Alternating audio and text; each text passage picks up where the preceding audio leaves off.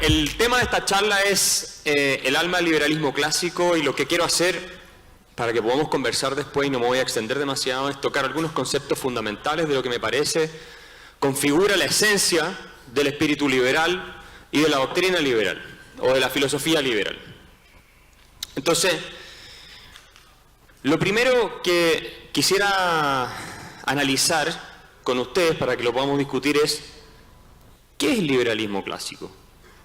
Muchas cosas, pero ¿es una doctrina, es una filosofía, es una ideología el liberalismo clásico o el liberalismo? ¿Qué es? Si a mí me preguntan, a mi juicio después de varios años leyendo autores del pensamiento liberal, me parece que el liberalismo clásico es varias cosas, pero ante todo un programa de investigación para entender las fuerzas que configuran la evolución social. Eso es para mí la esencia del liberalismo clásico. Tiene absolutamente un componente descriptivo y también tiene un cierto ideal al cual pretende apuntar. ¿Quién ha leído La riqueza de las naciones acá? Bueno, se supone que Adam Smith es el padre de la economía moderna. Ustedes saben que La riqueza de las naciones no es un tratado de filosofía política, obviamente es un tratado de economía política. Y lo que hace Adam Smith en ese tratado, ¿qué es? Decir, miren, el mundo ideal es este. No, lo que hace Adam Smith en ese libro es decir, miren, las causas, se llama hacer una investigación acerca del origen y las causas de la riqueza de las naciones. Así se llama la famosa riqueza de las naciones. Adam Smith adopta la postura del científico. Dice, a ver, vamos a entender por qué unas sociedades funcionan mejor que otras desde el punto de vista económico. Y realiza una serie de diagnósticos y también de recomendaciones si se quieren alcanzar determinados fines, ¿ok? Entonces, es fundamental entender que desde ese punto de vista el liberalismo no es una ideología. No acepten que les digan que es una ideología, porque el liberalismo clásico al menos no es una ideología si ustedes entienden por ideología un conjunto de ideas y un sistema cerrado que se estructura a partir de principios a priori, es decir, independientes de la experiencia, y esperas modelar la realidad a partir de esos principios, ¿ok?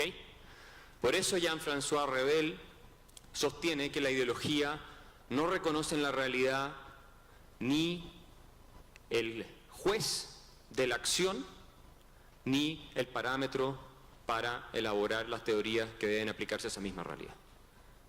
Entonces, el liberalismo clásico no es una ideología. Nosotros aceptamos la realidad como fuente de información y juez del correcto fundamento de la acción.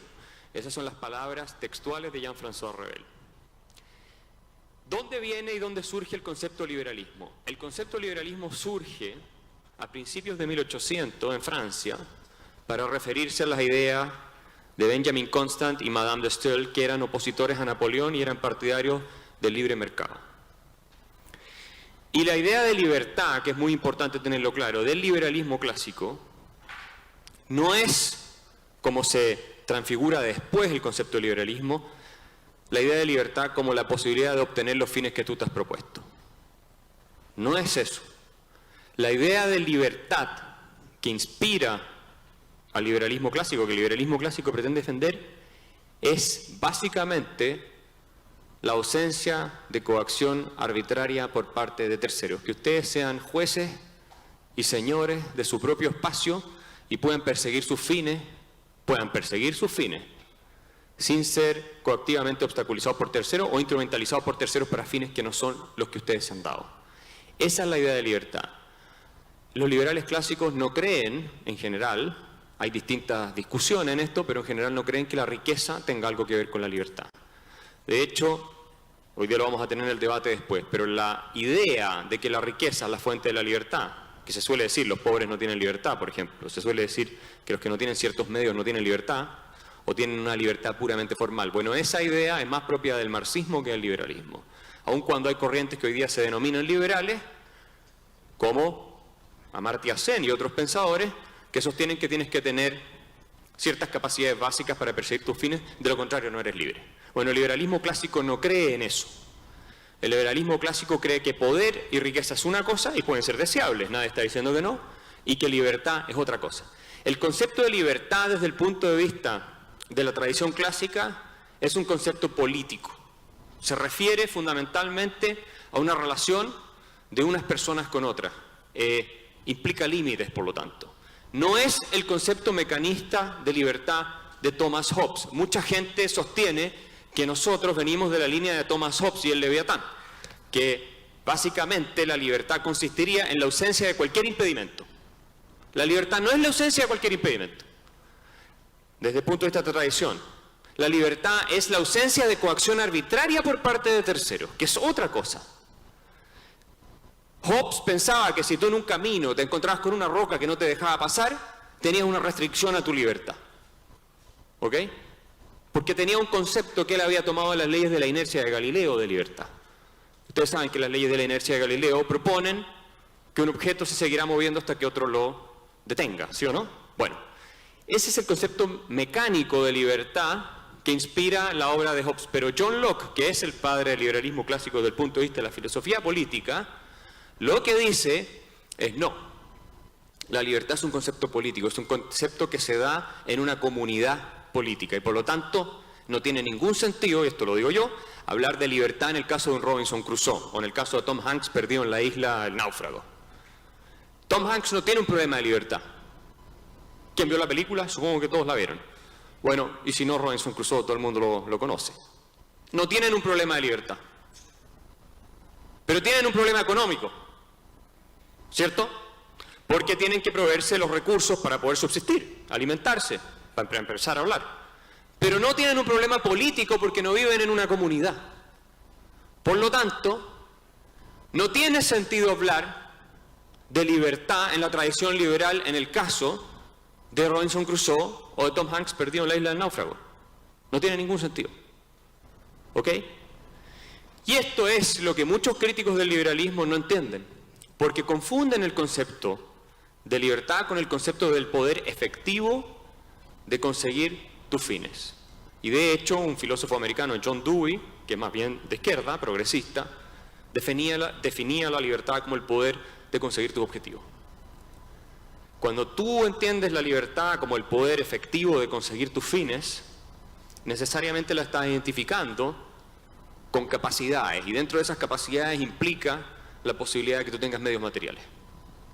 Entonces la promesa socialista es: yo los haré libres en la medida en que yo les voy a proveer a ustedes de bienes materiales, porque obviamente el rico tiene más libertad porque tiene más opciones que el que tiene menos.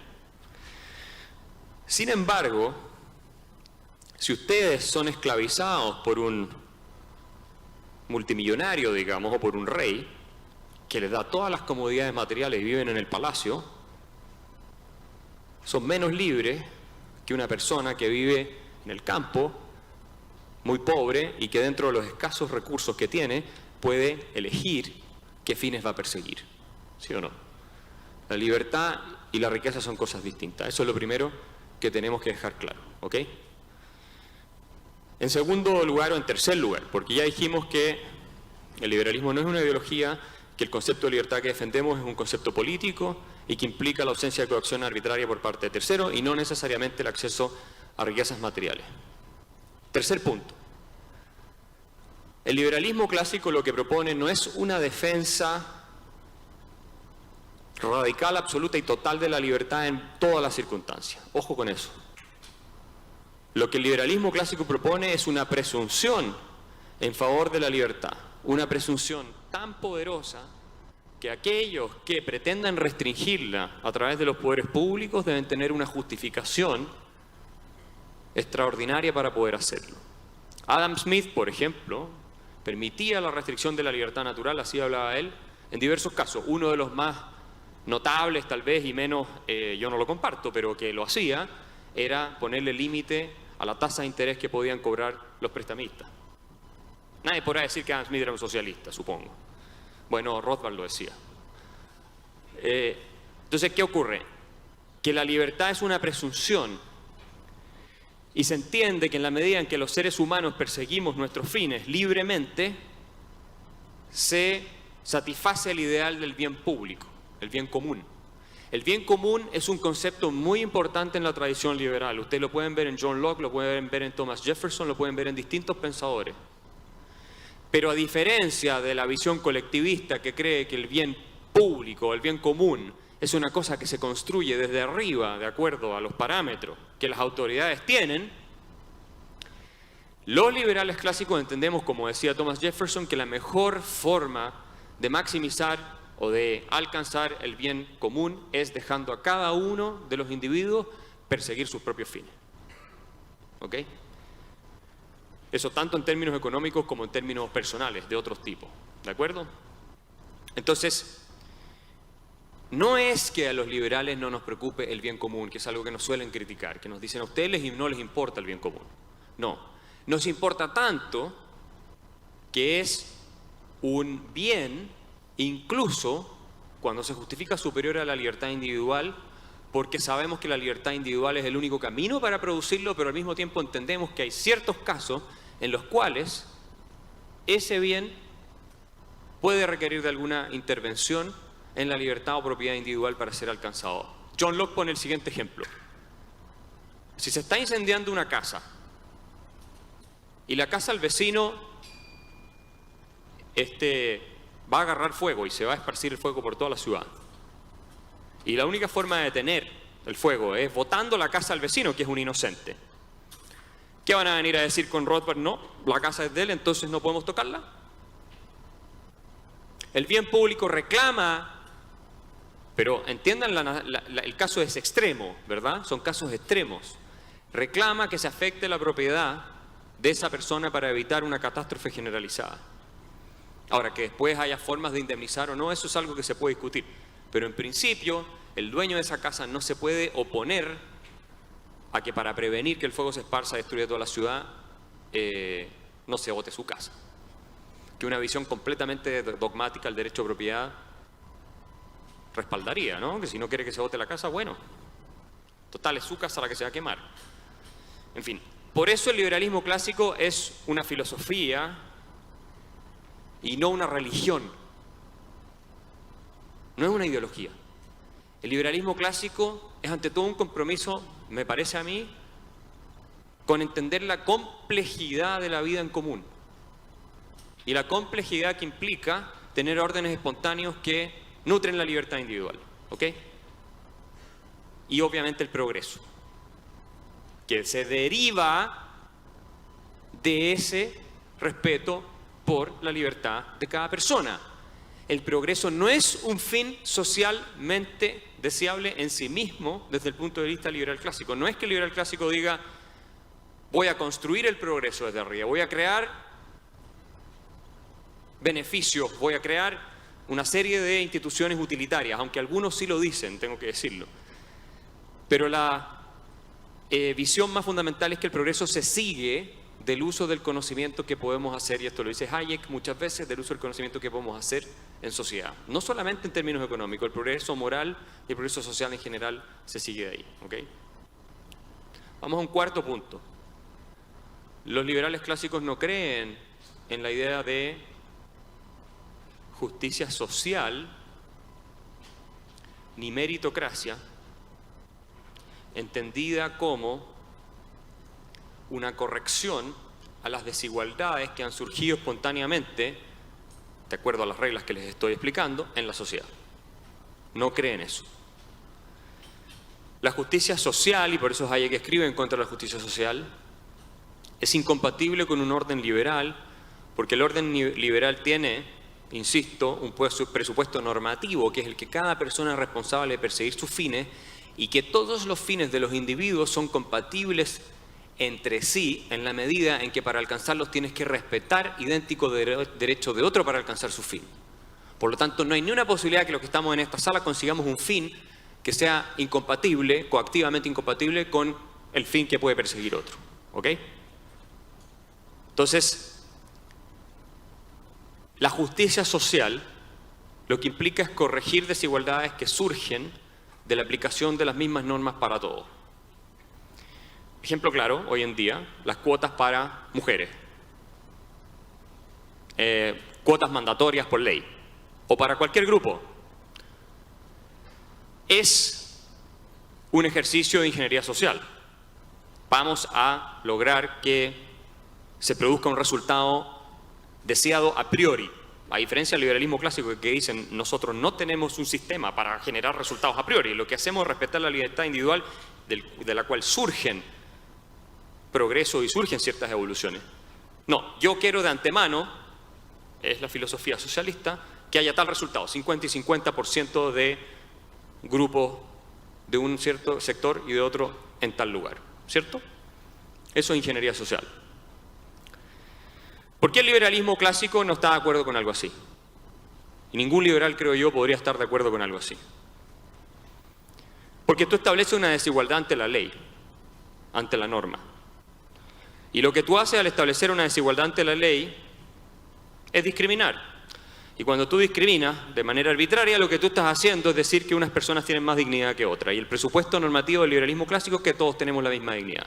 Entonces, un liberal clásico lo que debería decir es: no me importa si hay 100% mujeres, 100% hombres, 50 y 50, 40 y 60, lo que sea, en la medida en que ese resultado se produjo producto de reglas que son justas. ¿Se entiende?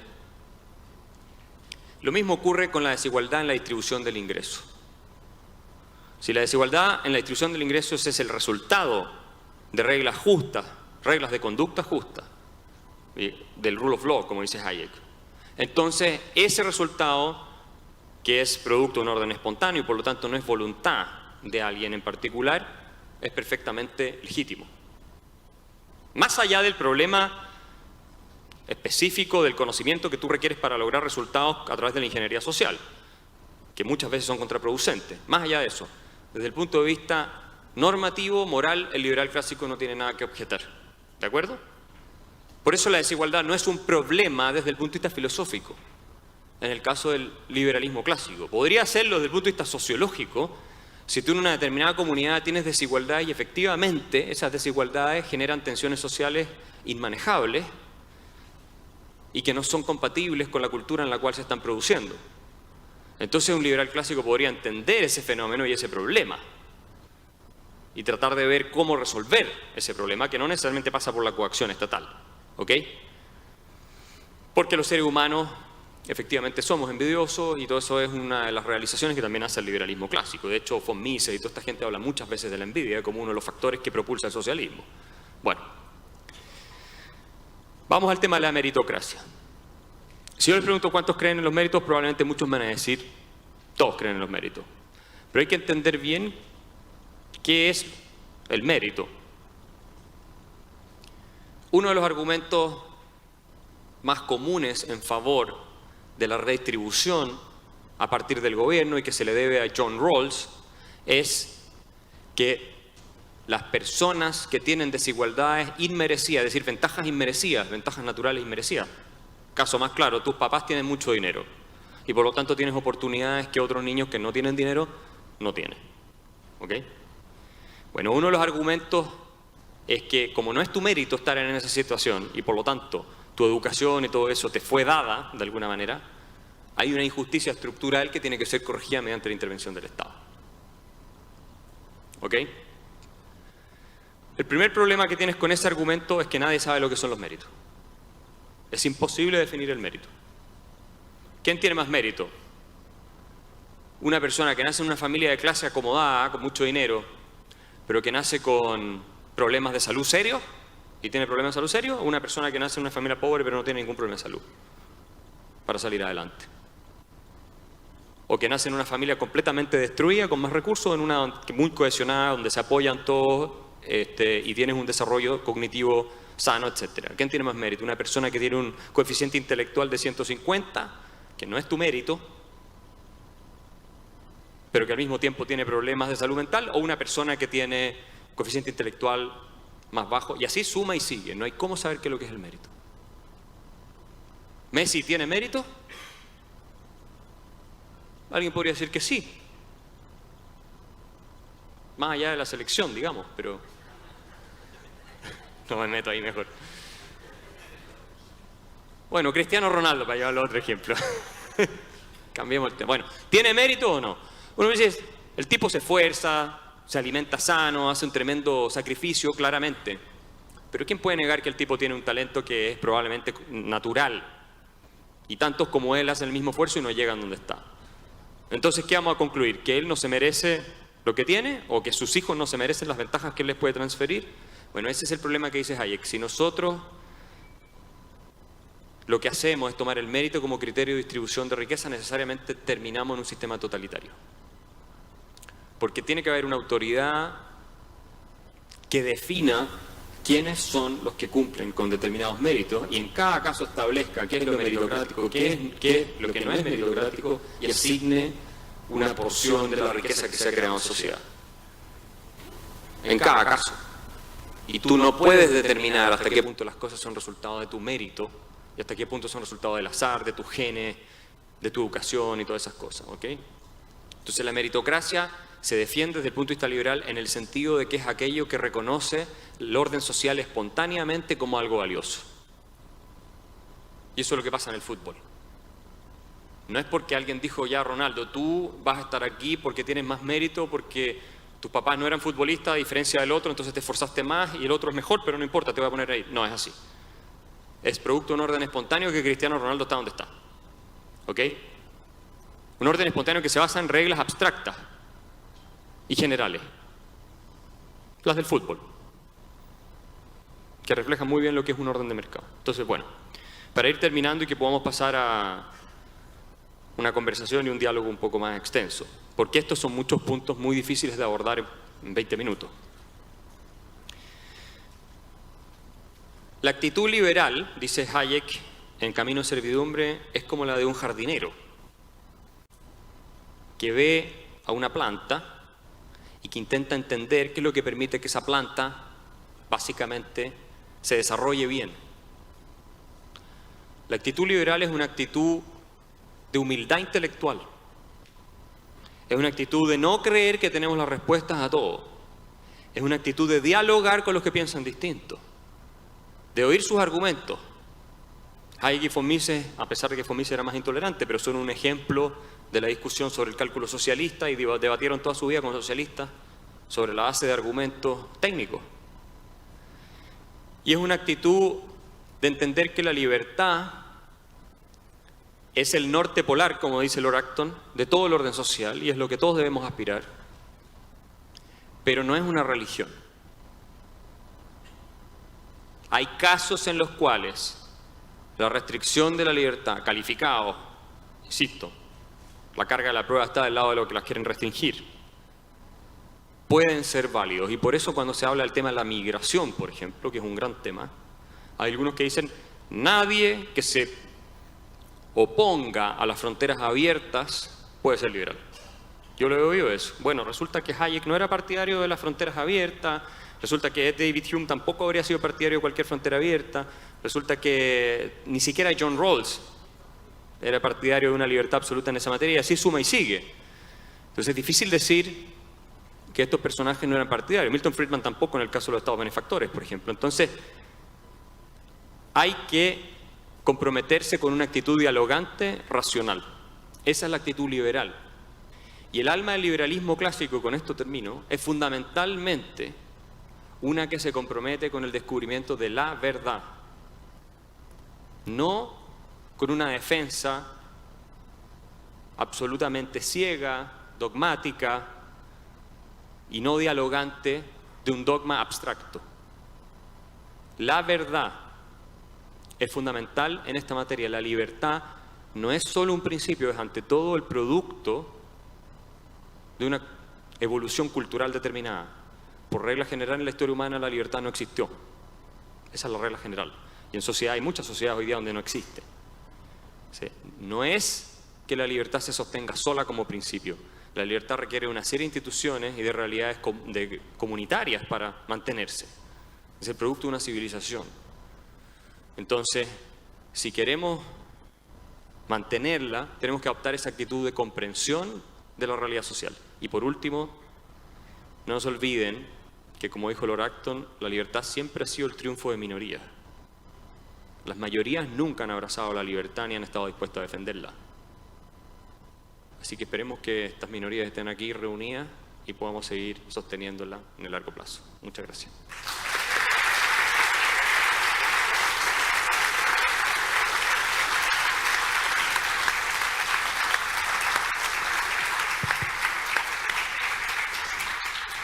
Bueno, muchas gracias, Axel. Tocaste ahí el tema de Hayek y solo voy a hacer un breve comentario. Hayek dice, a veces en la sociedad valoramos a ciertas personas, por ejemplo, las personas bien educadas. Ahora, cuando esa buena educación resulta que es producto de la plata que tenían los padres, gritamos, oh, desigualdad de oportunidades. Y dice, pero ¿no? ¿Notan la contradicción? Tocaste muchos temas muy interesantes, algunos espinosos incluso para nosotros los liberales. Planteaste algún bien superior que justificaría en algunos puntos alguna intromisión sobre la libertad. Y en base a eso traigo mi pregunta, que en realidad la tenía de antes, porque obviamente te sigo, te conozco, veo el trabajo que haces y me encanta. Y últimamente has desarrollado un rol como entrevistador, en el cual tuviste el lujo de charlar con Mario Vargas Llosa. Y a Mario le hiciste una pregunta, sí, y a Mario le hiciste una pregunta polémica, que creo que tenía que ver con si existían dictaduras buenas o malas, o tal vez malas y menos malas, tal vez comparando a la Venezuela de Maduro con el Chile de Pinochet. Él te dijo, no te acepto esa pregunta, y no la respondió.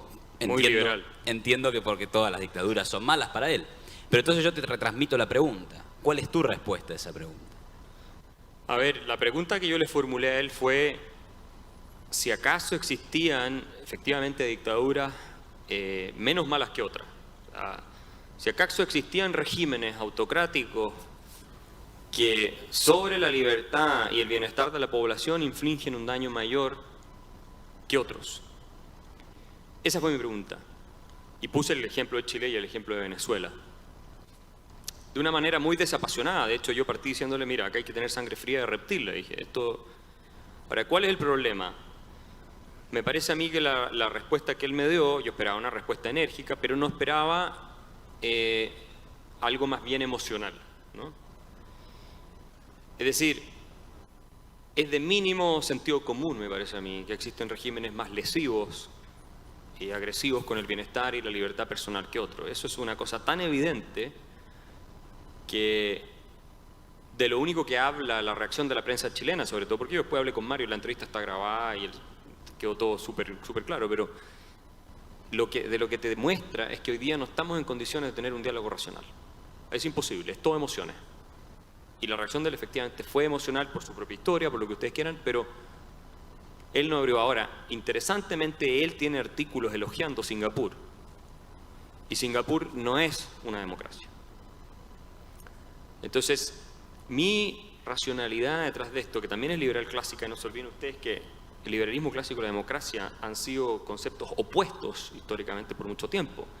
Tú tienes grandes liberales que han criticado la democracia por la amenaza que implica la libertad individual. Entre ellos, el mismo Hayek, Isaiah Berlin, John Stuart Mill y muchos otros, que dicen la democracia puede generar en la destrucción de la libertad individual. Pero si tú tienes un régimen democrático mejor que otro, ¿y cuándo decimos que es mejor que otro?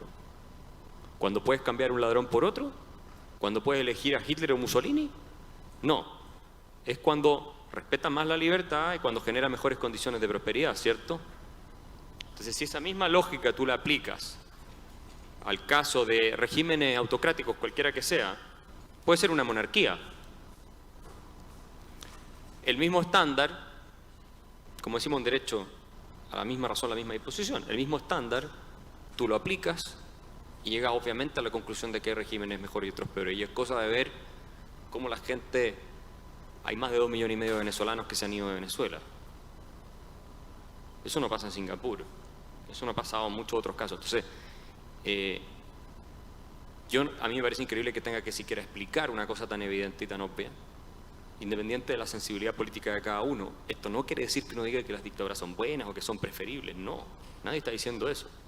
Estamos simplemente diciendo que si la democracia quiere subsistir, tienes que entender sus debilidades y que no es una coincidencia que durante la mayor parte de la historia humana las democracias no hayan sido la regla general y los seres humanos tenemos una inclinación a esperar resultados, tanto desde el punto de vista económico, de bienestar, como desde el punto de vista del respeto por nuestras libertades. Y una democracia no necesariamente te garantiza eso, y si no me creen, pregúntenle a los venezolanos. Bueno, Axel, primero felicitaciones, me gustó mucho. Ya que mencionaste a Adam Smith, voy a cambiar mi pregunta. Tenía pensada otra, pero me motivaste. Adam Smith, que era liberal clásico, decía que el gobierno tenía que tener un rol que era educación, seguridad y justicia. Bueno, yo te conozco, te he escuchado y te escuché hablar de vouchers. Digamos que por ahí el tema de educación podría ser suprimido. ¿Hasta dónde está dispuesto a llegar Axel Kaiser? ¿Está dispuesto a suprimir seguridad y justicia? ¿Cuál es el rol del gobierno dentro del liberalismo clásico? El liberalismo clásico concibe el Estado como la forma... A ver, este es el punto. Hay un dato que hay que entender que es una realidad sociológica, que es el poder y la violencia. Ese es un dato. La violencia existe. Y el poder, entendido como la capacidad de someter a otro a tus preferencias, existe. ¿Cierto? La historia de la humanidad es la historia de unas tribus masacrando a otras, la historia de un tirano sometiendo digamos, a su pueblo. Esa es la historia de la humanidad. En parte, no es lo único, pero es una parte importante de la historia de la humanidad. Entonces la violencia requiere una respuesta. ¿Cómo nos organizamos para evitar que haya grupos que ejercen violencia sobre otros? Hay distintas respuestas a esto, pero una de las posibles respuestas, y el liberalismo clásico la respuesta que da es, mira, el Estado, por eso se define sociológicamente el Estado como el que detenta el monopolio de la violencia física considerada legítima, así lo define Max Weber, ¿cierto? Es una respuesta. Entonces nosotros decimos, el Estado ejerce el monopolio de la violencia y los problemas que tengamos hay tribunales que lo van a resolver. Entonces no tengo que ir a matarte a ti, no tengo que ir a matar a tu hermano, crímenes de honor o lo que sea, porque tú, no sé, hizo algo con... Bueno, todos entienden el punto. Entonces, el Estado es una solución a ese problema, ¿no? Ahora, el Estado puede derivar en el máximo ejecutador de la violencia sistemática también, y usualmente ha ocurrido eso. Por eso tenemos democracias liberales con constituciones que limitan el poder del Estado, ¿ya? Entonces, el rol del Estado primeramente es garantizar la seguridad de las personas, que es algo que fracasa completamente en América Latina, ¿ok? Y por eso pagamos impuestos europeos y tenemos niveles de seguridad menos que africanos, o sea, es terrible. Entonces fracasa, esa es la justificación del Estado. La justificación, y John Locke lo dice en su segundo ensayo sobre el gobierno, es que te va a proteger los derechos naturales. Hoy día no lo hace. El Estado se ha convertido en una máquina de extracción de recursos de la gente que trabaja para repartírselos, bueno, a ellos mismos, a los burócratas y a gente que no trabaja muchas veces. Entonces, en el caso del liberalismo clásico, esa es la respuesta. Ahora, tú tienes una gran gama de propuestas distintas entre los pensadores, ¿no? Adam Smith dice eso, pero tú mismo Hayek decía que se puede asegurar un mínimo a la población. Friedman hablaba de los vouchers y de que básicamente el Estado podía financiar a partir de la redistribución, los vouchers para que haya demanda digamos, subsidio a la demanda y esas cosas. No es tan claro. Lo que sí está claro, o sea, no tan claro en todos los casos a dónde pone el límite. Lo que sí está claro es que tiene que ser lo menos posible. Eso sí está claro. Y lo que está claro, pero sin ninguna duda, es que no hay ni un país occidental que esté cumpliendo con el estándar liberal clásico. Ni uno. Tal vez hasta cierto punto Singapur desde el punto de vista de la intervención económica, y si me esfuerzan mucho, tal vez Suiza. Y dicen que Paraguay es donde nadie paga impuestos. Pero un paraíso de la libertad. Bueno, hoy en día, insisto, el liberalismo clásico me parece a mí que si bien hay ciertas instituciones que de alguna manera han sido influidas y están ahí, no se está aplicando en ninguna parte del mundo, en ninguna parte de Occidente al menos. Con el nivel de gasto, de intromisión que los gobiernos tienen, estamos entrando en lo que Tocqueville llamó el despotismo suave. Bueno, muchachos, lamentablemente esto es de poco tiempo, que yo me quedaría acá haciendo miles de preguntas, pero vamos a abrir y vamos a tomar solamente una pregunta del público, así que levanten la mano y haré rol de... Sí. Bueno, ahí tenemos una persona, ahí. Sí.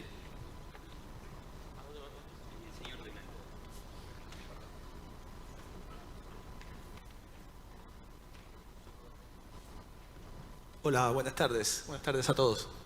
Mi nombre es José, soy cubano. Acá la señora Marta y María nos dijo que estos debates nos pueden servir de herramientas para debatir, para saber defendernos a favor de la libertad. Los que predican el socialismo tienen como arma el altruismo. ¿El liberalismo qué puede decir del altruismo? ¿Un liberal puede ser altruista o es algo que no tiene que ver con eso? Yo creo que tú vas a encontrar distintas respuestas a esa pregunta en los liberales, pero mi visión es que un liberal puede perfectamente ser altruista. Es más, si tú lees la teoría de los sentimientos morales de Adam Smith, ahora habría que definir bien lo que es altruismo primero, pero si tú lees el sacrificio por el otro existe, yo creo que es una de las cualidades de la naturaleza humana, es algo posible. ¿Saben por qué existe? Porque existe el amor. El amor existe. Eso es una realidad. Y yo creo que uno de los grandes distorsiones que ha ocurrido con el pensamiento liberal es la idea del homus economicus, que todo es un cálculo racional basado en utilidades y pérdidas. Y esto es algo contra lo que Hayek escribió. Y esto es algo que James Buchanan dice que ha sido uno de los factores que más ha distorsionado y ha restado legitimidad y atracción a la causa liberal clásica. La idea de que somos una máquina maximizadora de utilidad. Cuando ustedes hacen algo por sus hijos, no lo hacen, es decir, tú de alguna manera podrías elaborar un argumento que lo haces pensando en maximizar tu utilidad. Sí, puedes hacerlo, pero todos sabemos que no lo hacen por eso. Entonces, yo creo que el altruismo, para contestar directamente, sí es posible, no creo que sea la regla general. Creo que más bien la evolución nos ha diseñado para ser empáticos, ser capaces de eso en algunas ocasiones, pero por regla general, hablar por nuestro interés y por el de nuestro sector más cercano, nuestros familiares, en fin, nuestra tribu, digamos, más inmediata. Pero sí no lo descarto como una posible manifestación del espíritu humano. Y ojo, que muchos liberales sí creían en el espíritu humano. Bueno, ahora María dice que va a hablar un rato largo con vos sobre este tema, sobre el altruismo y el amor. Bueno, los randianos no creen en esto, ¿eh? Precisamente. Bueno, lo despedimos con un gran aplauso a Axel Kaiser y nosotros nos vamos.